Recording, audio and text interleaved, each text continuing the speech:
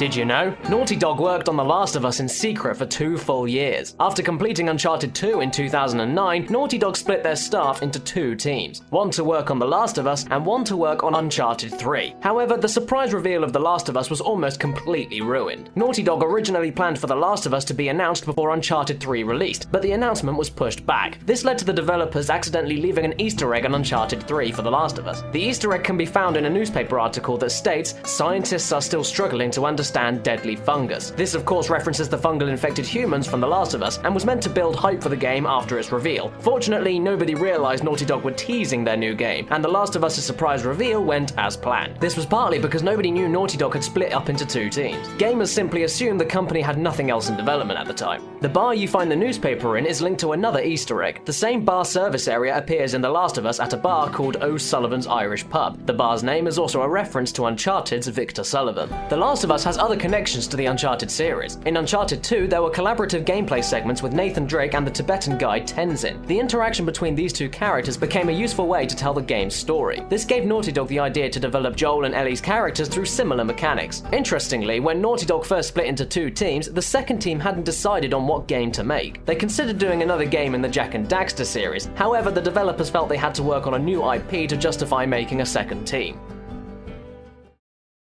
The infected in The Last of Us are based on a cordyceps fungi. Cordyceps fungi can grow from an insect's head while infecting their brain, taking control of the insect's motor functions. VentureBeat.com asked The Last of Us creative director Neil Druckmann about the game's premise. Dean Takahashi of VentureBeat compared elements of The Last of Us to an episode of the BBC sci-fi show Primeval. In the episode, fungus from the future infects people and converts them into humanoid fungi. Druckmann responded, stating, "No, the BBC show we were ripping off was Planet Earth, where they talked about the cordyceps fungus and how it affects insects." The game's director, Bruce Straley, added that the 2 men would watch the videos that literally used the term zombie ants. They used this as a jumping off point to make their concept art of fungi-infected humans. Straley went on to say, "There's something beautiful and intriguing about the pictures of the fungus and how colourful and delicate it was. We wanted that contrast between the elegance and the delicacy versus the pure anguish, pain and disgust of being controlled by a parasite." Other inspirations for the game included films such as True Grit, 28 Days Later, and the comic and TV series of The Walking Dead. Druckmann believed storytelling as a whole had become lazy in the games industry and endeavored to create a rich narrative in The Last of Us. As well as movies, literature, and other video games, Druckmann and Straley took inspiration from real-life events. One notable inspiration for the game was the Spanish influenza. The 1918 Spanish flu pandemic displayed the vulnerability of the human species. It also showed what paranoid lengths we'd go to in order to stop a pandemic spreading. During the spread of the flu in New York City, for example, citizens could be fined up to $500 or even imprisoned for coughing and sneezing in public. Across the United States, public settings like cinemas, libraries, and even schools and churches were closed down in attempts to stop the spread.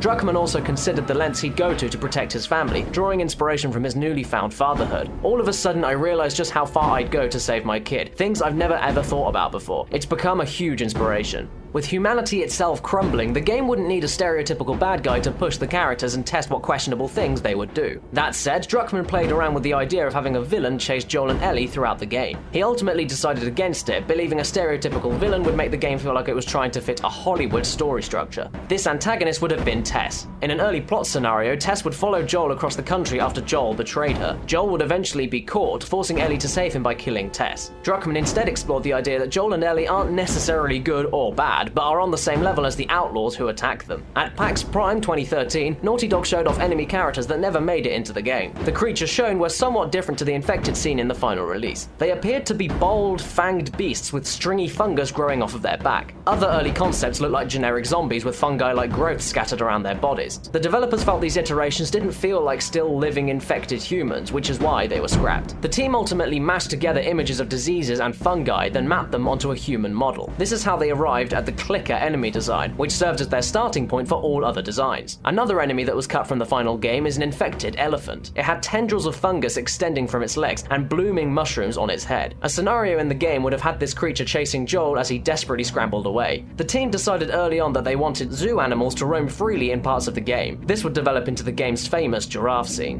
One other unused element in the game was Ellie's puppy. Early concept art shows Ellie carrying her dog after it was injured. The idea of Ellie and Joel adopting the pup was ultimately cut entirely. It was also planned for Ellie to use her fungal immunity to cross spore-filled areas. This would have allowed players to control her much earlier in the game. Speaking of playing as Ellie, Naughty Dog outright lied to gamers and press during the game's marketing. They stated in interviews that you would never play as Ellie. This was done to leave some surprise in the game after it was released. During the game's development, Naughty Dog discovered its research firm was planning to run focus tests exclusively with male gamers. The team demanded that the focus groups also include women. Druckmann himself stated, "My big surprise during this process is that the research group wasn't planning on focus testing female gamers. It's something we had to specifically request. I hope this is a relic of the past that will soon go away." This wasn't the only time Naughty Dog had to push for equality. The company was also pressured to change the front of the box art for The Last of Us. A male-dominated image was desired which put Joel up front, but relegated Ellie to somewhere in the background. Naughty Dog flat out refused this proposal, choosing to go with a cover that portrayed Joel and Ellie together. Ellie's appearance was revised after the game's announcement trailer. This was due to her resembling the actress Ellen Page. Despite these changes, many players mistakenly assumed that Ellen Page played Ellie in the game. Page was asked about Ellie's likeness to her on Reddit, and she said, "I guess I should be flattered that they ripped off my likeness, but I'm actually acting in a video game called Beyond Two Souls, so it was not appreciated."